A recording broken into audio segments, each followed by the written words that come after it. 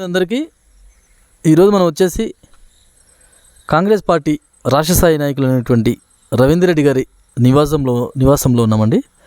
Sir నమస్కారం. Sir నమస్కారం sir. మొదటగా యువసేన ఛానల్ యాజమాన్యానికి నమస్కారాలు సార్. నా పేరు డాక్టర్ సంఖ్యపల్లి రవీందర్ రెడ్డి. సార్ మీరు చెప్పండి సార్, ఇప్పుడు ఎలక్షన్లు అనేది ఇప్పుడు అసెంబ్లీలో జరిగిన ఎలక్షన్ల కంటే పార్లమెంట్లో జరిగినటువంటి ఎలక్షన్స్లో కాంగ్రెస్ పార్టీ కొంచెం వెనకడుగుని చేసింది, ఎందుకోసం అంటారు? అసెంబ్లీ ఎన్నికలు అంటే రాష్ట్రానికి సంబంధించినటువంటి సమస్యలు ఎక్కువ ఫోకస్ చేయడం జరిగింది. కాబట్టి సహజంగా ఎప్పుడైనా కూడా అసెంబ్లీ ఎన్నికలల్లో ఈ పార్టీ ముందంజ ఉండడం జరిగింది.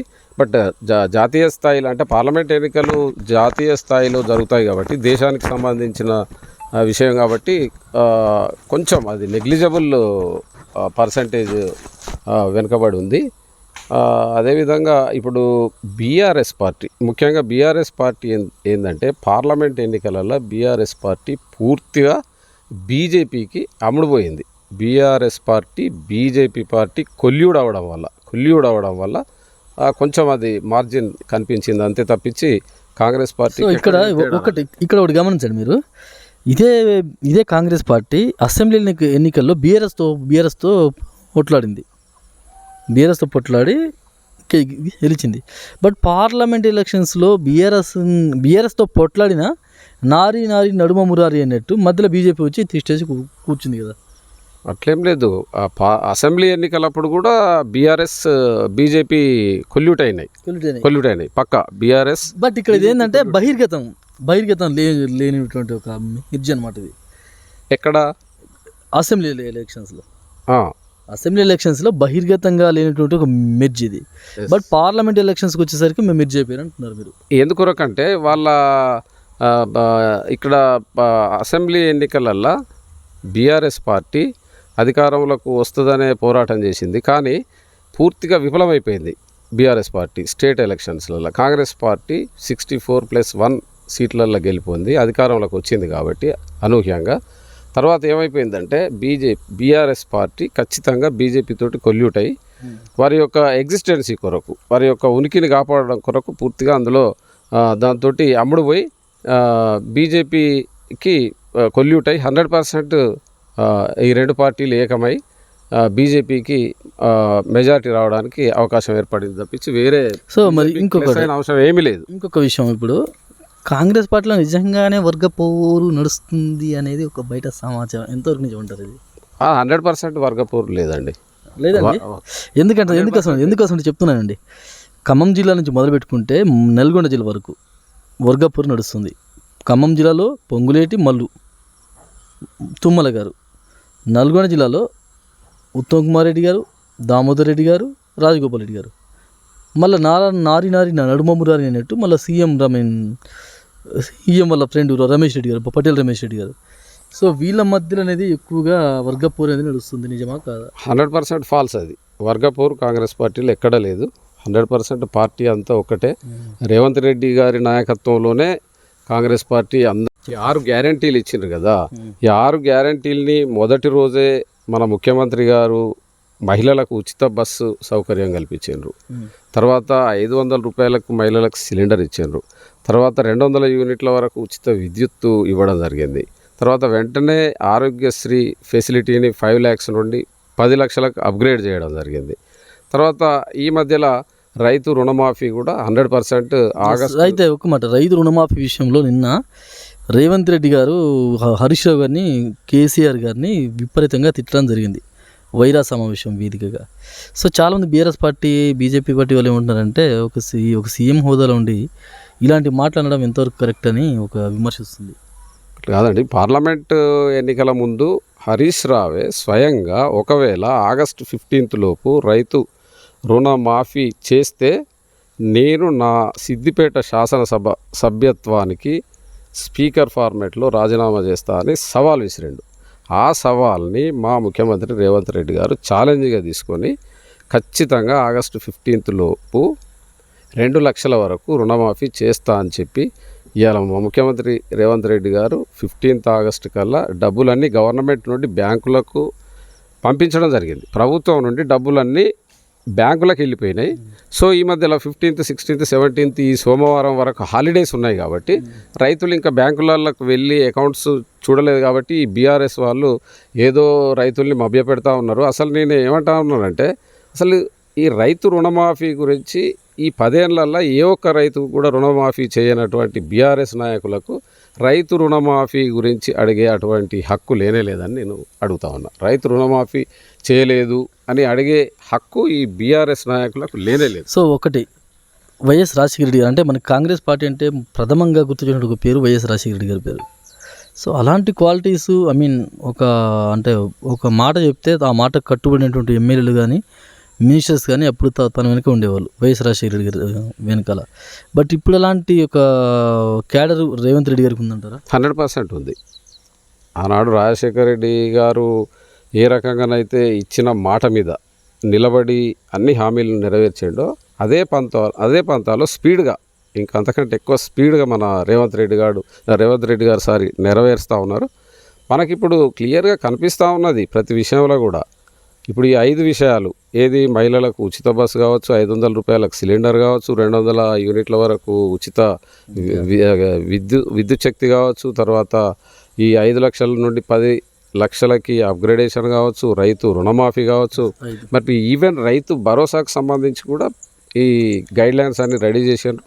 ప్రతి కారుకు కూడా 7,500 చొప్పున రైతు భరోసా. సార్ ఇక్కడ ఒక మాట ఏంటంటే బీఆర్ఎస్ పార్టీ ఉద్యమకారులని పట్టించుకోలేదని ఒక వాదన వినిపించింది. సో కాంగ్రెస్ పార్టీ ఏమన్నదంటే ఎలక్షన్స్ ముందు ఉద్యమకారులను మేము పట్టించుకుంటాం, ఉద్యమకారులందరికీ కూడా ఈరోజు మేము ప్రభుత్వ సంక్షేమ పథకాలలో వాళ్ళకి 10% ఇస్తాం, తర్వాత వాళ్ళకి ఒక కార్డు ఇస్తాం, వాళ్ళకి నెల పెన్షన్ కూడా ఇస్తామని చెప్పారు కదా. ఇప్పటికే కాంగ్రెస్ పార్టీ తెలంగాణ అమరవీరులకు సంబంధించి చాలా కార్యక్రమాలు టేకప్ చేసింది.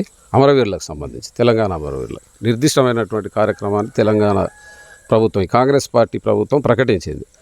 ఈ అమరవీరుల విషయంలో కూడా మన కాంగ్రెస్ పార్టీ రేవంత్ రెడ్డి గవర్నమెంట్ ఒక సైంటిఫిక్ మెథడ్ను అడాప్ట్ చేసి గ్రామాల నుండి, మండలాల నుండి, జిల్లా స్థాయి వరకు ఖచ్చితంగా ఉద్యమకారులని ఐడెంటిఫై చేసి వాళ్ళకు కూడా ఒక చిన్న డౌట్ ఏంటంటే ఇక్కడ ఐడెంటిఫికేషన్ చేసే సందర్భంలో కాంగ్రెస్ పార్టీ కార్యకర్తలే అందులో ముందుంటారనే ఒక వాదన కూడా మనం ఎందుకు నమ్మకూడదు అని? అది ఫేక్, అట్లాంటిది ఏం లేదు. అంటే అది రాలేదు, బట్ అలాంటి జరిగే ఛాన్సెస్ ఎందుకంటే ఇప్పుడు 2001 నుండి 2014 మధ్యలో తెలంగాణ ఉద్యమం జరిగింది. అప్పుడు జరిగినటువంటి ఉద్యమంలో గ్రామ స్థాయి నుండి ప్రతి హ్యాబిటేషన్ నుండి మండల స్థాయిలో, జిల్లా స్థాయిలో ఎవరైతే ఖచ్చితంగా తెలంగాణ ఉద్యమంలో పార్టిసిపేట్ అయినరో వాళ్ళకి కొన్ని గైడ్ లైన్స్ ఇచ్చి గుర్తించి ఖచ్చితంగా కాంగ్రెస్ పార్టీ ఇక్కడ ఆల్రెడీ కాంగ్రెస్ గవర్నమెంట్ ఏం చెప్పిందంటే ఎవరి మీద అయితే ఎఫ్ఐఆర్స్ ఉన్నాయో, ఎవరి మీద అయితే కేసులు ఉన్నాయో వాళ్ళని ఉద్యమకారులకు గుర్తించి వాళ్ళకి ప్రభుత్వం నుంచి రావాల్సిన సంక్షేమ పథకాలలో ఇచ్చి వాళ్ళకి ఐడి కార్డు ఇచ్చి పెన్షన్ ఇస్తామని చెప్పారు. ఇక్కడ ఏమవుతుందంటే కొంతమంది ఉద్యమకారులు ఆల్రెడీ అంటే 2014 కంటే ముందు చేసినటువంటి ఉద్యమంలో అప్పుడున్నటువంటి గవర్నమెంట్, కాంగ్రెస్ గవర్నమెంట్ విద్యార్థుల మీద కేసులు పెడితే ఏమొస్తుంది, వాళ్ళ జీవితాలు ఆగమవుతాయి, వాళ్ళ లైఫ్ స్పాయిల్ అయిపోతాయి అనుకొని కొందరిని ఎక్స్క్యూజ్ చేసింది. బట్ ఎక్స్క్యూజ్ చేసిన ఆ యొక్క విద్యార్థులు తమ జీవితాలని, తమ చదువుల్ని పక్కన పెట్టేసి మరి తెలంగాణ ఉద్యమంలో పాల్గొని తెలంగాణ వచ్చేదాకా వాళ్ళ లోకల్ పరిధిలో విస్తృతంగా ఉద్యమం చేయడం జరిగింది. సో దాన్ని ఎట్లా కన్సిడర్ చేయొచ్చు? It is true. ఎందుకంటే నిజంగా కూడా స్టూడెంట్స్ చాలామంది తెలంగాణ ఎడ్యుకేషన్లో ఉద్యమంలో పాల్గొనిండ్రు. సో ప్రతి ఒక్కరి మీద కూడా కేసులు లేవు. కేసులు లేనంత మాత్రాన వాళ్ళు ఉద్యమంలో పాల్గొనలేదనేది కాదు. బట్ అందుకనే తెలంగాణలో ఇప్పుడు మన కాంగ్రెస్ గవర్నమెంట్, రేవంత్ రెడ్డి గారి ప్రభుత్వం ఉద్యమకారుల్ని గుర్తించడానికి కొన్ని మొడాలిటీస్ని, పారామీటర్స్ని, గైడ్ లైన్స్ని ఫిక్స్ చేసి ప్రతి ఉద్యమకారుడు, ఏ ఉద్యమకారుడు కూడా మిస్ కాకుండా ఉండడానికి ఒక కమిటీని ఏర్పాటు చేసి, నిపుణుల కమిటీ ఏర్పాటు చేసి దానికి సంబంధించినటువంటి సూచనలు, సలహాలన్నీ మేధావుల నుండి స్వీకరించి ఏ రకంగా అయితే ట్రేస్ అవుట్ చేయాలన్నా ఉద్యమకారులకి ప్రతి గ్రామంలో, ప్రతి హ్యాబిటేషన్లో, ప్రతి వాడల, మండల లెవెల్, డిస్ట్రిక్ట్ లెవెల్ అది ఖచ్చితంగా చేస్తుంది అండ్ న్యాయం చేస్తుంది. ఏంటంటే ఇలాంటి విషయాలు మా దృష్టికి వస్తున్నాయి చాలా వరకు. మరి నా ఉద్యమకారులు ఇస్తున్నట్టున్నారు, ఉద్యమకారులకి ఇలా కొన్ని ఫెసిలిటీస్ ఇస్తున్నట్టున్నారు. మరి మాకు ఎలాంటి కేసు లేదు మా మీద, బట్ మేము ట్రూగా చేసాం. ఉద్యమం అనేది రియల్ ఉద్యమం అనేది మేము ప్రూవ్ చేసాం. నిజం. బట్ మా పరిస్థితి ఏంటి ఈరోజు? మా మీద ఎలాంటి కేసు లేదు అని చాలామంది వాపోతున్నారు. లేదా వాళ్ళకేమి డౌట్ అక్కర్లేదు. ఎందుకంటే 2001 నుండి 2014 వరకు విగరస్గా సీరియస్గా సకల జనులు అంటే ఆల్మోస్ట్ అందరూ కూడా అన్ని కమ్యూనిటీస్ అంతా కూడా సబ్బండ జాతి అందులో పాల్గొన్నారు. మరి తెలంగాణను సాధించుకోవడం జరిగింది. తెలంగాణను పునర్నిర్మిస్తామనే పేరు చెప్పి కేసీఆర్ ఎన్నో మాయమాటలు చెప్పి దళితుడిని ముఖ్యమంత్రిని చెప్తామని చెప్పి, తెలంగాణ వచ్చింది కాబట్టి ఎస్టీ పాపులేషన్ పెరిగింది కాబట్టి ఎస్టీలకు రిజర్వేషన్లు పెంచుతామని చెప్పి, అదేవిధంగా ఎస్సీలకు కూడా రిజర్వేషన్లు 17%కు పెంచుతామని చెప్పి, ముస్లింలకు కూడా మైనారిటీలకు రిజర్వేషన్లు పెంచుతామని చెప్పిండు. ఇంటికో ఉద్యోగం ఇస్తాను అన్నాడు. ప్రతి నియోజకవర్గానికి 1,00,000 ఎకరాలు మాగాని చేస్తా అని చెప్పిండు. ఇవన్నీ మాటలు చెప్పి మళ్ళీ తిరిగి అధికారంలోకి వచ్చి ఏం చేయలేదు. ఉద్యమకారులను అయితే టోటల్గా విస్మరించిండు.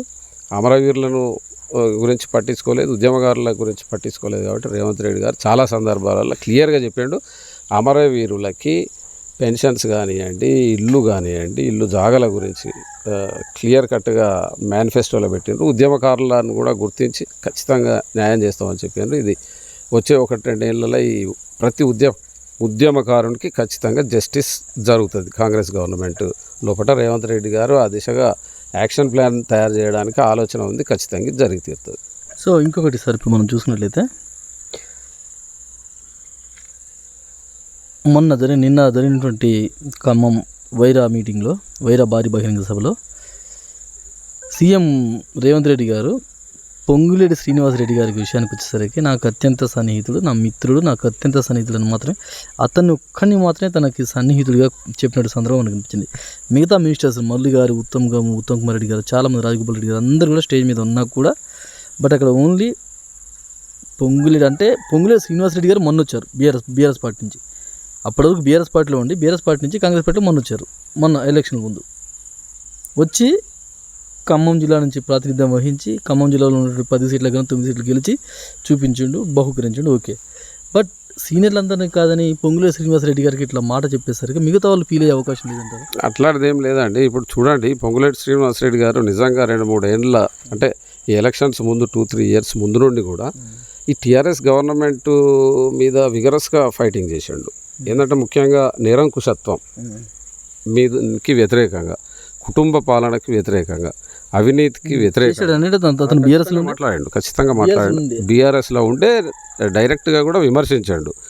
తర్వాత అవినీతి గురించి, నిరంకుశత్వం గురించి, తర్వాత ఎమ్మెల్యేలకు అపాయింట్మెంట్ ఇవ్వకపోవడం, మినిస్టర్స్కి అపాయింట్మెంట్ ఇవ్వకపోవడం, ప్రజా సంఘాలకు కానివ్వండి, తర్వాత ఉద్యోగ సంఘాలకి అపాయింట్మెంట్ ఇవ్వకపోవడం, ఫామ్ హౌస్ విడిచిపెట్టి ప్రజలకు రాకపోవడం, ఇట్లాంటి విషయాలల్లో సీఎం యొక్క విధానాన్ని సీఎం ఉండే తీరాది కాదు. ఇతనికి ప్రజలకు మధ్య గ్యాప్ వచ్చింది. ఈ గ్యాప్ విషయంలో కూడా ఎమ్మెల్యేలు, మినిస్టర్స్ ఏదన్నా ఇన్ఫర్మేషన్ ఇద్దామన్నా కూడా ఈవెన్ ఎమ్మెల్యేలకి, మినిస్టర్స్ని ఈ ప్రజా సంఘాలు కావచ్చు, ఈ సంఘాలు, ఉద్యోగ ఉపాధ్యాయ సంఘాలను కూడా దగ్గరికి రానియకుండా చేస్తాడని చెప్పి ఎన్నిసార్లు చెప్పినా కూడా రాలేదు.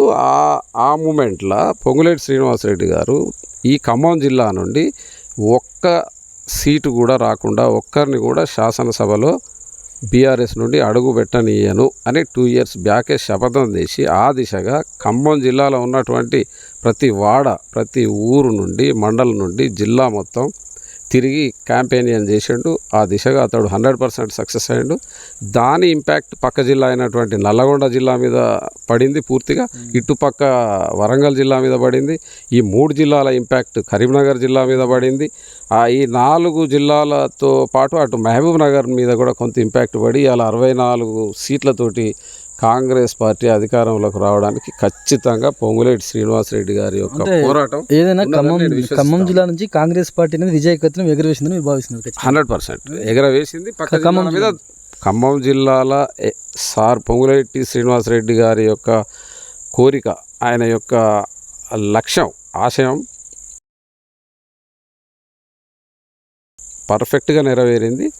దాని యొక్క ప్రభావం ఖచ్చితంగా నల్గొండ, వరంగల్, మహబూబ్ నగర్, కరీంనగర్ జిల్లాల మీద పడ్డది. సో దట్ 64 సీట్లల్లో కాంగ్రెస్ పార్టీ గెలిచి రేవంత్ రెడ్డి గారు ముఖ్యమంత్రిగా ఏర్పాటు కావడం జరిగిందనేది నా యొక్క ఉద్దేశం.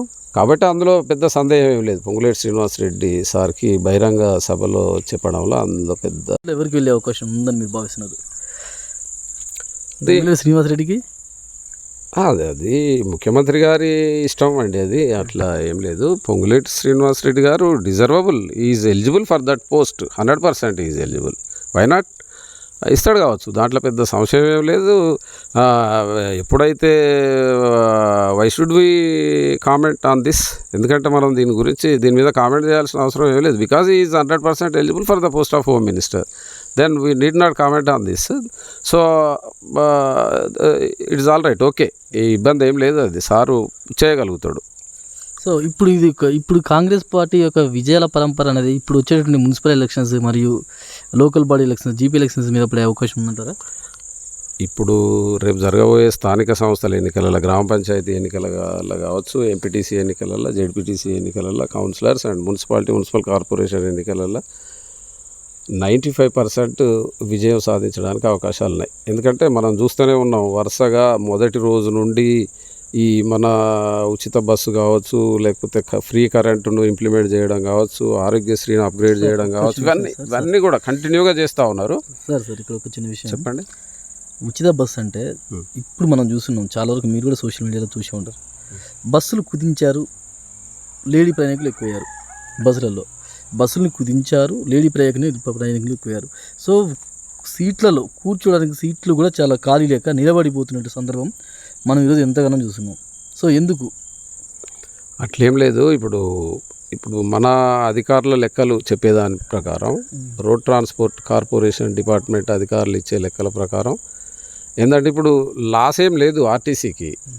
ఎక్కువ మంది ప్రయాణికులు ఆర్టీసీ వైపు మరలిండ్రు.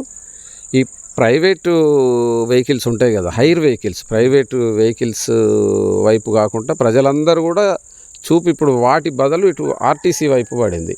సో దాంతో ఏమైందంటే ఎక్కువ రష్ ఎక్కువైపోయింది, దాంతో ఇన్కమ్ కూడా పెరిగింది. ఇప్పుడు హైర్ వెహికల్స్ సంఖ్య తగ్గిపోయింది. ఇంతకుముందు ఏంటంటే ప్రతి ఒక్కరు కూడా ఆటోలు కావచ్చు, జీపులు కావచ్చు, కార్లు కావచ్చు, ఏదో హైర్ చేసుకొని వెళ్ళేది. సో ఇప్పుడు ఎప్పుడైతే మహిళలకు ఉచిత బస్సు ప్రయాణం ఫెసిలిటీ మన రాష్ట్ర ప్రభుత్వం ఇచ్చిందో, మహిళలతో పాటు వాళ్ళ హస్బెండ్స్, వాళ్ళ పిల్లలు, వాళ్ళందరూ కూడా బస్సులో ప్రయాణం చేస్తూ ఉన్నారు. సో దట్ అక్కడ ఎక్కువ ఒక నిమిషం. ఇప్పుడు మహిళల నిన్నటి వాళ్ళు కూడా ఈరోజు చాలా వరకు ఇబ్బంది పడుతూనే బస్సులలో ప్రయాణించడం జరుగుతుంది. సరే, ఎంత ఇబ్బంది అనిపించినా సరే వాళ్ళ హక్కుగా, వాళ్ళకి గవర్నమెంట్ ఇచ్చినటువంటి ఫ్రీ బస్సు సౌకర్యంగా వాళ్ళు వెళ్ళడం వాళ్ళ ఇష్టం. ఇది పక్కన పెడితే ఇప్పుడు మహిళలకు ఇచ్చేటువంటి 2,500 రూపాయలు అంటే ప్రతి కుటుంబానికి 2,500 రూపాయలు ఇస్తామని చెప్పారు. ఇది ఇవ్వాలంటే రాష్ట్రం ఏమైనా దివాలా తీసే పరిస్థితి వస్తుందేమో బీఆర్ఎస్ పార్టీ వాళ్ళు ఇదివరకు అన్నారు చాలామంది. అది బీఆర్ఎస్ పార్టీ వాళ్ళకు అసలు మహిళల గురించి అడిగే అటువంటి, రైతులు మహిళల గురించి అడిగే అటువంటి హక్కు అసలే లేదు. అసలు ఒక టర్మ్లో మహిళలకు మంత్రి పదవే ఇవ్వలేదు. ఇది బీఆర్ఎస్ వాళ్ళు స్టార్టింగ్లో మహిళలకు అసలు మంత్రి పదవి ఇవ్వనటువంటి వాళ్ళు. మా దగ్గర ఎర్రబెల్లి దయాకర్ రావు సార్ ఒక ఎంపీడీఓను ఏ రకంగా మాట్లాడింది మనందరికీ తెలిసిందే. అదే రకంగా జనగాంలో ఒక బీఆర్ఎస్ ఎమ్మెల్యే ఒక కలెక్టర్ గారి చెయ్యి కూడా పట్టుకున్నటువంటి విషయం మనందరికీ తెలిసిందే. అదేవిధంగా వైరాల కూడా ఒక బీఆర్ఎస్ ఎమ్మెల్యే కొడుకు ఒక మహిళ పట్ల ఏ రకంగా అనుచితంగా ప్రవర్తించినటువంటి విషయం మనందరికీ తెలిసిందే. ఈ రకంగా చెప్పుకుంటూ పోతే చాలా కోకొల్లలుగా ఉన్నాయి బీఆర్ఎస్ ఎమ్మెల్యేలే స్వయంగా మహిళల పట్ల అనుచితంగా ప్రవర్తించిన. స్టేషన్ గన్పూర్లో మన రాజయ్య గారు యొక్క తీరు. కాబట్టి ఇక ఇప్పుడు వీళ్ళు మహిళల గురించి మాట్లాడేటువంటి అర్హత లేదు. ఖచ్చితంగా కాంగ్రెస్ గవర్నమెంట్ మహిళలకి ఉచిత విద్యుత్ ఇచ్చింది, సిలిండర్లు ఇచ్చిండ్రు, బస్సు ప్రయాణం ఇచ్చిండ్రు. మీరు ఒక డాక్టరేట్ చేశారు, డాక్టరేట్ వర్క్ చదువుకున్నారు. మీరు మీ వృత్తిరీత్యా చాలా కాలేజీలకు కూడా మీరు ప్రిన్సిపల్గా చేశారు. సో ఇక్కడ ఒక్క చిన్న విషయం సార్, ఒక పేదోడు బాగుపడాలి, ఒక పేదోడు కనీసం సంపాదించుకునేది మిగలాలి అనుకుంటే గవర్నమెంట్ అనేది చాలామంది ఉంటుంటారు మేధావులు, ఉచిత విద్య, ఉచిత వైద్యం రెండు ఇస్తే రాష్ట్రం బాగుపడదా? 100% బాగుపడుతుంది. ఈ విషయంలో ఉచిత విద్య విషయంలో మన గత ప్రభుత్వం KCR sir KG to PG ఇది నా కళ అని చెప్పడం జరిగింది. మరి ఏనాడన్నా కేజీ అంటే కిండర్ గార్డెన్ క్లాస్ గురించి ఆలోచించండి కేసీఆర్ గారు. 10 ఏళ్లలో పైనుండి మన రేవంత్ రెడ్డి గారు ఈ 9 నెలలల్లో ఎడ్యుకేషన్ సిస్టంలో భాగంగా రాష్ట్రంలో ఉన్నటువంటి అంగన్వాడీ కేంద్రాలన్నింటిని కూడా ప్రీ ప్రైమరీ స్కూల్గా మార్చడానికి నిర్ణయం తీసుకున్నారు. ప్రీ ప్రైమరీ స్కూల్గా మార్చడమే కాకుండా కేజీ టు థర్డ్ క్లాస్ వరకు ఈ ప్రీ ప్రైమరీ స్కూల్లో క్లాసెస్ ఉంటాయి. ఇవన్నీ కూడా ఇంగ్లీష్ మీడియంలోనే కొనసాగుతాయి. ఇక్కడ గేమ్స్ మెటీరియల్ ఇస్తామని చెప్పిండు, స్టడీ మెటీరియల్ ఇస్తామని చెప్పిండు, ఒక రెగ్యులర్ టీచర్ను అపాయింట్మెంట్ చేస్తామని చెప్పిండు. అదేవిధంగా ఈ స్కూల్ బిల్డింగ్స్ అన్నింటిని కూడా అట్రాక్టివ్గా ఆకర్షణీయంగా తీర్చిదిద్ది మరి చిన్నపిల్లలు అంటే 3 ఏళ్ళ నుండి థర్డ్ క్లాస్ అంటే 8 ఏళ్ళ వయసున్న పిల్లలు అందరూ కూడా ఇంగ్లీష్ మీడియంలోనే చదువుకుంటారు. థర్డ్ క్లాస్ తర్వాత 4th టు ఇంటర్మీడియట్ వరకు ఈ సెమీ రెసిడెన్షియల్ స్కూల్స్, మళ్ళీ 3rd నుండి 4th ఇక ప్రైవేట్ స్కూల్స్ పోకుండా పేదవారి మీద విద్యాపరంగా భారం పడకుండా అలాంటి అడుగులు పడుతున్నాయి సార్. సిస్టమ్ రేవంత్ రెడ్డి గారు తీసుకుపోతాడు. దీనికి సంబంధించి విద్యా కమిషన్ వేయబోతాడు. దీనికి సంబంధించినటువంటి professors, retired IAS IPS officers, మేధావులతోటి కూడా చర్చలు జరుగుతూ ఉన్నాయి. ఇది 100% ఇది జరగబోతా ఉన్నది. చెప్పండి. ఒకవేళ ఇది సార్ చెప్పినట్టు జరిగితే రాష్ట్రంలో ఉన్నటువంటి పేదవాళ్ళందరూ కూడా వేలకు వేలు లక్షలు ప్రైవేటు స్కూళ్ళకి చెల్లించుకొని ముడుపులుగా చెల్లించుకొని పిల్లల్ని చదివించాల్సిన అవసరం కూడా ఉండదు. 100%. ఎస్ 100%. సో కిండర్ గార్డెన్లో చేరిన పిల్లవాడు 3rd క్లాస్ వరకు ఈ ప్రీ ప్రైమరీ స్కూల్లో చదువుకుంటాడు ఇన్ ఇంగ్లీష్ మీడియంలో. అండ్ తర్వాత 4th గ్రేడ్ నుండి 4th క్లాస్ నుండి ఇంటర్మీడియట్ వరకు 12th గ్రేడ్ వరకు సెమీ రెసిడెన్షియల్ స్కూల్స్లలో పోతారు. సెమీ రెసిడెన్షియల్ స్కూల్స్ మండలానికి ఒక 3-4 పెట్టేస్తారు. అందులో ఫుల్ ఫెసిలిటీస్ ఇస్తారు. ఈ చిన్న హ్యాబిటేషన్స్ నుండి చిన్న విలేజెస్ నుండి ట్రాన్స్పోర్ట్ ఫెసిలిటీ బస్సెస్ పెట్టి పిల్లలు గవర్నమెంటే బస్సెస్ పెట్టి పిల్లల్ని తీసుకొచ్చి సెమీ రెసిడెన్షియల్ స్కూల్లో 4th టు ఇంటర్మీడియట్ వరకు ఉచిత విద్య ఇస్తారు. ఇలా పెడితే సార్ ఖచ్చితంగా జరుగుతుంది. రేవంత్ రెడ్డి గారికి పేదవాళ్ళందరూ కలిసి ఎక్కడున్నా సరే తన ఎలా చూస్తారు సార్. ఖచ్చితంగా వైఎస్ రాజశేఖర రెడ్డి గారికి గుర్తురారండి.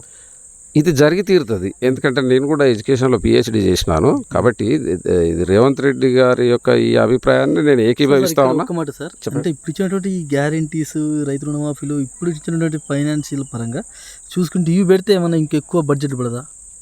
దీంతో ఏం బడ్జెట్ రిక్వైర్మెంట్ ఏం లేదు. ఆల్రెడీ ఎగ్జిస్టింగ్ అంగన్వాడీ సెంటర్స్ని ప్రీ ప్రైమరీ స్కూల్స్గా మారుస్తూ ఉన్నారు. అండ్ ప్రీ ప్రైమరీ స్కూల్స్ అన్నీ కూడా స్కూల్ బిల్డింగ్స్లలో ఆల్రెడీ ఎగ్జిస్టింగ్ బిల్డింగ్లను పెడతారు. వాటికి కలర్స్ వేస్తారు. తర్వాత ఒక రెగ్యులర్ టీచర్ను అందులోకి డిప్యూట్ చేస్తారు. అండ్ వాటిని ఇంగ్లీష్ మీడియంలోకి మారుస్తారు. ఏది కేజీ టు 3rd క్లాస్ వరకు. అండ్ 4th టు 12th వరకు ఇప్పుడున్న ఎగ్జిస్టింగ్ స్కూల్ బిల్డింగ్స్లోనే సెమీ రెసిడెన్షియల్గా మార్చేస్తారు. అందులోనే బ్రేక్ఫాస్ట్ ఉంటుంది, అందులోనే లంచ్ ఇస్తారు, అందులోనే స్నాక్స్ ఇస్తారు, అందులోనే మార్నింగ్ 1:30 వరకు స్టడీ అవర్స్ ఉంటాయి, ఆఫ్టర్ క్లాసెస్ ఉంటాయి, స్టడీ అవర్స్ ఉంటాయి, హోంవర్క్ కూడా అక్కడే చేస్తారు. ఆఫ్టర్ స్నాక్స్ వాళ్ళ పేరెంట్స్ దగ్గరికి 6 గంటల తర్వాత ఇంటికి పోతారు. అప్పటికి పేరెంట్స్ వ్యవసాయ పనులలో నిమగ్నమైన వాళ్ళు కూడా ఇంటికి చేరుకుంటారు. అండ్ పేరెంట్స్ తోటి ఆ రాత్రి గడుపుతారు. మళ్ళీ మార్నింగ్ స్నానాలు చేసి మళ్ళీ బస్ ఎక్కి పిల్లలు ఆ సెమీ రెసిడెన్షియల్ స్కూల్కి వస్తారు. సో దట్ ఏంటంటే స్టాండర్డ్స్ ఇంప్రూవ్ అవుతాయి, పిల్లల యొక్క ఆబ్సెంటిజం తగ్గిపోతుంది. ఈ పేరెంట్స్ ఈ పేదవాళ్ళు ఎవరు కూడా ఇంగ్లీష్ ప్రైవేట్ స్కూల్ వైపు చూడకుంటుంటుంది. అంటే అలాంటప్పుడు కార్పొరేట్ స్కూల్స్ కానీ లేదా కార్పొరేట్ వ్యాపారవేత్తలు కానీ గవర్నమెంట్ మీద పడే ఏమైనా అవకాశం లేదా, గవర్నమెంట్ మీద పడి ఏమైనా ఇబ్బంది పెట్టే అవకాశం లేదా? అదేం లేదు ఇప్పటికీ. ఏంటంటే ఇప్పుడు ఎందుకంటే భారతదేశం అనేది మిశ్రమ ఆర్థిక వ్యవస్థ. అవును, భారతదేశం అనేది మిశ్రమ ఆర్థిక వ్యవస్థ. అంటే పెట్టుబడులు, ప్రైవేటీకరణ, ప్రభుత్వీకరణ రెండు కలిసి కంబైన్డ్గా వెళ్తుంది. సో ఇలాంటి మీరు చెప్పినట్టు ఫెసిలిటీస్ అన్నీ గవర్నమెంట్ వేస్తే ప్రైవేట్ స్కూల్స్ పరిస్థితి ఏంటి? లేదు, మధ్యతరగతి కుటుంబాలు, పేదవాళ్ళు, ఎస్సీ ఎస్టీ మైనారిటీలు, గ్రామీణ ప్రాంతాలలో అయితే 1.5 lakh ఇన్కమ్ లోపల ఉన్నవాళ్ళు, పట్టణాల్లో అయితే 2 lakhs ఇన్కమ్ లోపల ఉన్న వాళ్ళే ఈ స్కూల్స్లలోకి వెళ్తారు. ఉన్న వాళ్ళు ఖచ్చితంగా వాళ్ళు ప్రైవేట్ స్కూల్స్కే పోతారు. రిచ్ ఫ్యామిలీస్ నుండి వాళ్ళు. మధ్య తరగతి కుటుంబాలు, దిగువ తరగతి ఇది సేమ్ టు సేమ్ మ్యాక్సిమం ఒక జగన్మోహన్ రెడ్డి ఆంధ్రప్రదేశ్లో ఎట్లా చేసిండో స్కూల్ వ్యవస్థ ఆ టైప్లో ఆ విధంగా తీర్చిదిద్దు. దానికి దీనికి తేడా ఉంది. Semi residential system. వైద్యం సంగతి సార్, మరి వైద్యం గురించి కూడా ఇప్పుడు చూస్తూ ఉన్నాం. ఇప్పుడు ఉదాహరణకి మా దగ్గర చూడండి, తొర్రూరులో ఒక ప్రాథమిక ఆరోగ్య కేంద్రాన్ని 100-bedded హాస్పిటల్గా, ఏరియా హాస్పిటల్గా అప్గ్రేడ్ చేసిండ్రు. ఇప్పుడు మా దగ్గర ఏరియా హాస్పిటల్గా అప్గ్రేడ్ చేయడం వల్ల ఇక్కడ ఏంటంటే ఇది పూర్తిగా కూడా గ్రామీణ నియోజకవర్గం. మా ఝాన్సీ రెడ్డి మేడం గారు, మా పాలకుర్తి నియోజకవర్గ ఇన్ఛార్జ్, మా ఎమ్మెల్యే యశస్విని రెడ్డి మేడం గారు ఈ తొర్రూరులో ఉన్నటువంటి ఈ ప్రాథమిక ఆరోగ్య కేంద్రంకి ఒకప్పుడు ప్రయర్ టు 1999 ఇక్కడ బిల్డింగ్ కూడా లేదు, రెంటెడ్ బిల్డింగ్లో హాస్పిటల్ ఉండేది. వారి సొంత డబ్బులతో అక్కడ హాస్పిటల్ కట్టించారు. ఇప్పుడు వారు ఎమ్మెల్యే అయిన 9 నెలలనే దాన్ని అప్గ్రేడ్ చేసి ఏరియా హాస్పిటల్గా మార్చారు. ఇప్పుడు ఇవాళ 100 బెడెడ్ హాస్పిటల్గా మార్చడం జరిగింది. అక్కడ 10 డిపార్ట్మెంట్స్ ఉంటాయి. అందులో న్యూరాలజీ ఉంటుంది, నెఫ్రాలజీ ఉంటుంది, గైనకాలజీ ఉంటుంది, చిల్డ్రన్ పీడియాట్రిక్స్ డిపార్ట్మెంట్ ఉంటుంది, డెర్మటాలజీ ఉంటుంది, జనరల్ మెడిసిన్ ఉంటుంది, రేడియాలజీ ఉంటుంది. సో ఈ రకంగా ఒక 10 డిపార్ట్మెంట్లు ఉండి ఈ ప్రాంతంలో ఉన్నటువంటి పాలకుర్తి నియోజకవర్గంలో ఉన్న ఈ చుట్టుపట్టు ప్రాంతాల ఈ 100 ఎయిర్స్టైల్ విలేజ్ ప్రజలకు ఇది అందుబాటులోకి రావడానికి అవకాశం ఉన్నది. వైద్యానికి అత్యంత ప్రాధాన్యత ఈ రోజుల్లో చాలా వరకు ఒక మధ్యతరగతి ప్రజలు చూసుకున్నట్లయితే వైద్యం కావాలంటే వాళ్ళు పరుగున ప్రైవేట్ హాస్పిటల్కి వెళ్ళడం జరుగుతుంది. గవర్నమెంట్ హాస్పిటల్స్ ముఖం చాలా తక్కువ చూస్తున్నారు. సో అది మారి గవర్నమెంట్ హాస్పిటల్స్ వైపు. అండ్ ఇంకోటి ఏంటంటే ఇక్కడ గవర్నమెంట్ హాస్పిటల్స్లో కూడా డాక్టర్స్ కూడా 24 గంటలు అవైలబుల్లో ఉండట్లే. వాళ్ళు మార్నింగ్ వస్తున్నారు, 1 వరకు మహా అయితే 2 గంటల వరకు వాళ్ళ డ్యూటీ వాళ్ళు చూసుకుంటారు. మళ్ళీ తర్వాత వాళ్ళు వెళ్ళి వాళ్ళ ప్రైవేట్ హాస్పిటల్ వాళ్ళు చూసుకుంటున్నారు. సో మళ్ళీ ఆ డాక్టర్ రావాలంటే మళ్ళీ రేపటి దాకా వెయిట్ చేయాల్సి వస్తుంది.